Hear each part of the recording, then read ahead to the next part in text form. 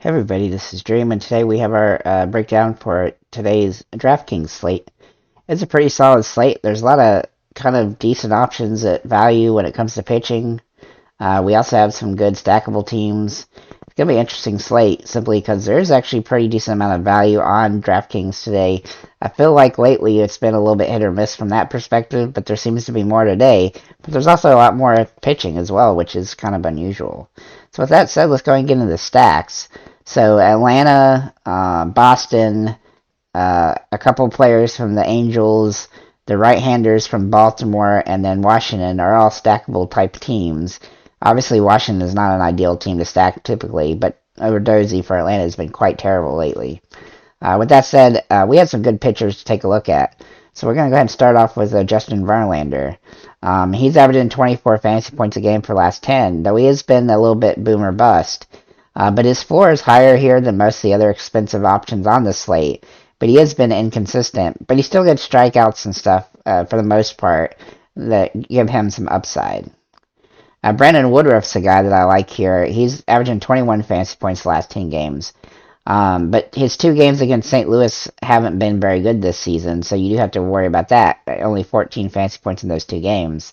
But he is at home, and that definitely comes to his advantage in this particular matchup. Aaron Nola is another guy to take a look at here. He's been very boomer bust lately, averaging 22 fantasy points a game. And as you can see, he's had a big game against Atlanta and a bad game against Washington and then a good game against Cincinnati, but a terrible one against Arizona. He's been all over the place. And so trying to figure out which game he's going to be good in is really difficult lately. But he's in a nice plus matchup here against Chicago. Zach Gallen for Arizona, he's the guy that's been the most consistent lately, averaging almost 30 fantasy points a game for the last 10 games.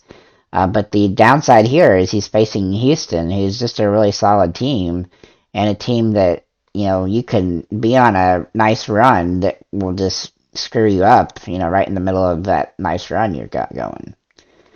Then if we look at Julio Urias, he's also a pretty safe option because he always gets the wins and he stays in the game long enough and he gets enough strikeouts to not kill you if he doesn't have a perfect game. And of course the Dodgers tend to score points or runs too, so that helps him get the W's. And as you can see, he's pretty consistent. He's probably not going to get you a 40-point game, but he is probably in the mid-20s on average. In his 3 games against San Diego this season, he's got 21, 16, and 22. So he's definitely somebody to take into consideration here. Then we're going to look at Martin Perez. And surprisingly, even though he's only averaging 16 fantasy points the last 10 games, he's had 3 games against Seattle, both all 3 being 21, 16, and 22 fantasy points. Or sorry, 19, 23, and 17. Sorry, wrong guy. And against Seattle, which is good for 20 fantasy points a game. And he's even getting a decent amount of strikeouts, right around 7 each game. And then we're going to take a look at Taijuan Walker. Now, I don't think I've ever really used him in fantasy, but if I look at his statistics, in the 5 games he's pitched against Miami this season, he has 34, 13, 26, 15, and 33. So he is somebody that is potentially decent in this particular matchup. He's good for 24.7 average against Miami this season. And Miami hasn't been very good, though they did beat the Mets yesterday. And then 2 more guys to take a look at. One of them is Wisnowski for the Chicago Cubs. This is a nice place for him to pitch, being at home. And in his 4 games he's pitched, 3 of them he scored over 20 fantasy points, including a decent game against Cincinnati. And granted, all the teams he's really played against have not been very good, and Philadelphia has not been great lately either. He is somebody to consider, but I think you need to temper your expectations a little bit. He won't get you a 30-point game. That's basically what I'm saying. And then finally, Michael Lorenzen. Now, I literally don't think I've ever used him in fantasy. But he's oddly been good in 2 games against Oakland this season, 22 fantasy points in those 2 games. The only real issue here is that he doesn't get many strikeouts and stuff. So he's a little bit risky. But if you're just desperate to save money because you want to make a crazy lineup with Trout and and Judge and Michael Harris and whatever, then you could definitely throw him in here. But I don't think that that's necessary, really. But I'm just mentioning him because he's been solid against Oakland this season. So at catcher, we have Sean Murphy, who is one of the guys I like decently today against Lorenzen. Uh, he's averaging 7.6 for last 10, and he's been, he's been a home run threat lately, even though he hadn't hit one. He's had some really solid games. Then you can take your pick with the Atlanta pitchers, catchers. Whether it be d'Arnaud or Contreras. I definitely like d'Arnaud better, but I still think either one of them's in a really great spot here, and so you can consider either one. Will Smith's another guy that is in a good spot here for the Dodgers against San Diego. He's averaging almost 9 fantasy points a game. And then Thomas Nido, he's somebody that I don't typically take a look at. But he's suddenly having a really solid stretch where he's had 2 home runs the last 10, including a 368 batting average. And so he's been pretty consistent lately. He's not going to score you a ton of points all the time, but he's still somebody to take a look at because of how good he's playing. And then Reese McGuire for Boston. This particular situation with Boston and Baltimore, both teams are scoring runs.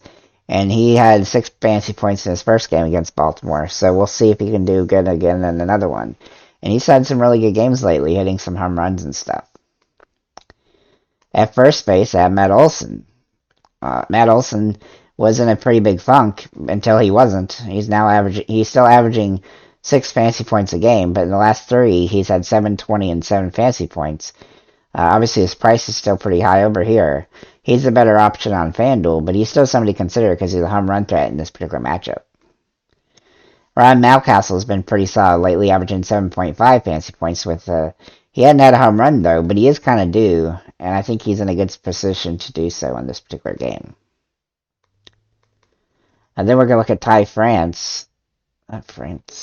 For Seattle, he's been pretty solid lately, averaging 10 fantasy points a game. I don't necessarily love all the Seattle players, but this guy's been hitting the ball extremely well as of late. Shohei Ohtani is a guy I like here for the Angels against Oakland. Now his numbers here on DraftKings don't make a ton of sense because he pitches sometimes, but he's had a lot of home runs, and this is a nice little plus matchup for him and Trout and a couple other players on the team. And then Freddie Freeman for the Dodgers, obviously pretty expensive. He's averaging almost 9 fantasy points a game, and he's been hitting the ball very well against San Diego this season. To get at second base, here's where we really find some value. And a lot of these guys can play multiple positions. So we have Dylan Moore for Seattle against Perez, who's averaging 7.5 fantasy points a game for the last 10. And I think he's in a good spot here to continue that trend.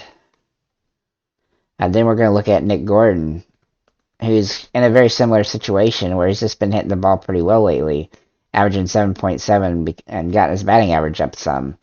But he is a little bit, he's had some bad games and had some really kind of boom games as well. Tony Kemp is the other half of Oakland that looks kind of decent today. He's averaging 7.5 for the last 10. Him and Seth Brown are both guys you could take a look at. Seth Brown being an outfielder, so. But overall, I think he's in a pretty decent spot, but he is a little bit boom or bust. Kiki Hernandez for Boston has been picking it up in the Baltimore series, and we should look for him to continue that in this next game. And then finally, Marcus Semien for Texas against Seattle, against Kirby. He's averaging almost 10 fantasy points a game, hitting .351. I really like him in this matchup. At third base, this is where I probably want to pay up some. It's going to be either Rafael Devers, who's averaging 9.2 fantasy points a game, or if you want a contrarian off him, you could go to Austin Riley, who is kind of due for another home run, and he's been hitting the ball pretty decently, but his fantasy points haven't been quite as good. But he's got another nice plus matchup here against Washington. Luis Urias is a guy I like from Milwaukee. Though he's only averaging 5 fantasy points a game, He's in a nice plus matchup here and has had some upside in these against them this season. Jalen Minnesota is another guy I like here for Chicago White Sox. He's averaging almost 8 fantasy points a game, despite not having the best batting average. He's getting some good hits and hitting the home run occasionally. And then Eugenio Suarez, for Seattle is in a good spot here against Perez. He's averaging almost 11.5 fantasy points a game, and he's been really good against Texas this season.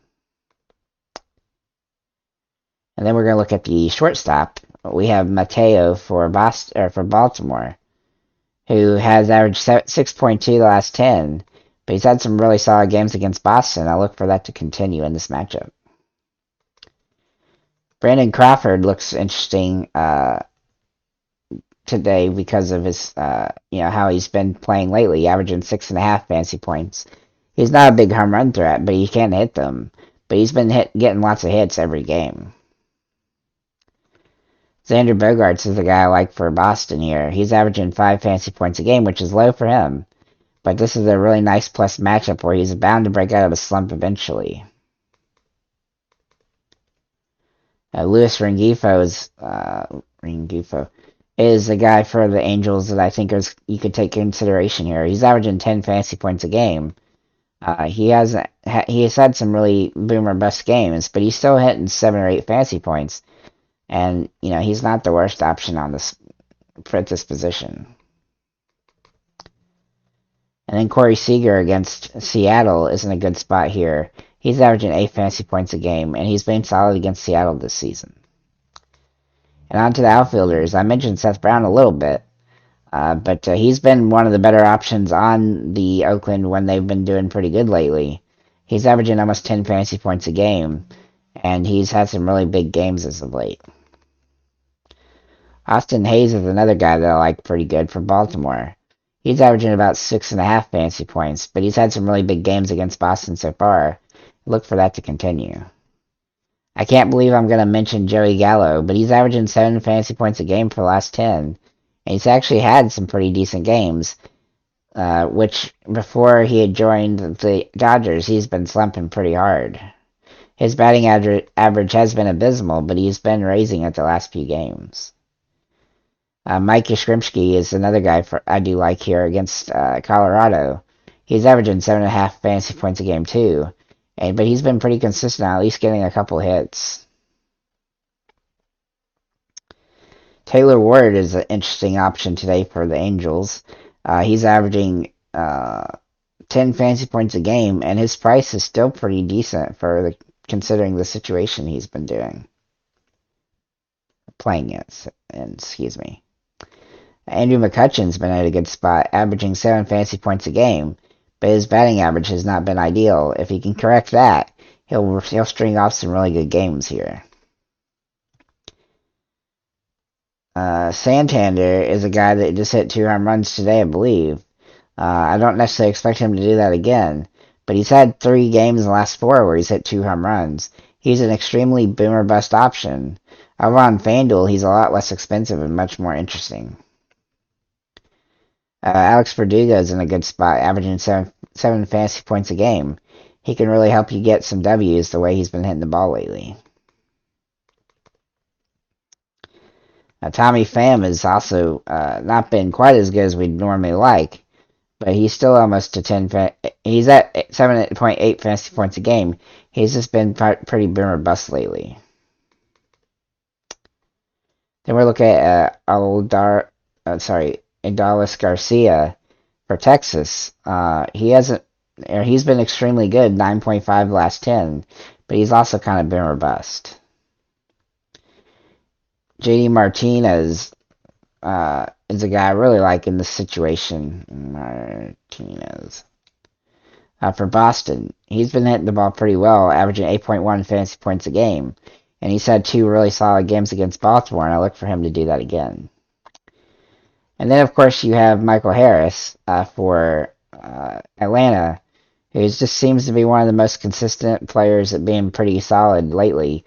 He's also averaging 13 fantasy points a game against Washington, and I look for that to continue in this matchup. You could also take a look at Mike Trout, obviously a pretty expensive option, but he's been hitting 9.3 fantasy points a game, and he is, he is a home run threat every time he comes to bat. And then obviously Aaron Judge is in play here. Obviously he's trying to get a 61st home run, and he hasn't hit one in quite a few games now. I think it's what, 7? Yeah, 7 games. And his price hasn't come down really much, but he is in play because this is a nice plus matchup for him. Mitchell White's a pretty terrible pitcher, and I'd look for him to potentially get this kind of hit right here. At any rate, I think the slate is pretty solid. We got a lot of value options, a lot of good pitching options available, more than most slates. Obviously, it's a pretty big slate, so making your picks is going to be very important. If you have any comments or questions about any of the players I mentioned or players I didn't mention, feel free to leave them in below. And have a nice day, guys.